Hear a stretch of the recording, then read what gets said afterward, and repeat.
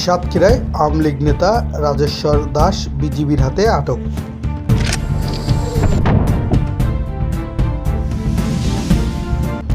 মোহাম্মদ হাফিজের পাঠানো তথ্যচিত্রে desk report.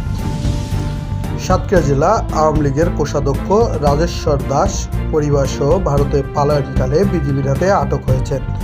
আজ শনিবার 28 সেপ্টেম্বর 2024 সকাল 9:45 ঘটিকায় সাতক্ষীরা ভোমরা আইসিপি এলাকা থেকে সাতক্ষীরা 33 বিজিবির সদস্যরা তাকে আটক করে। সাতক্ষীরা 33 বিজিবি অধিনায়ক লেফটেন্যান্ট কর্নেল মোহাম্মদ আশরাফুল হক জানান, গোয়েন্দা সূত্রের মাধ্যমে উক্ত আওয়ামী লীগ নেতা দখলে অবৈধ অস্ত্র সংরক্ষণ ও প্রদর্শনের তথ্য পাওয়া যায়। এছাড়া তার বিরুদ্ধে 2008 সালে জাল টাকার একটি মামলা ছিল।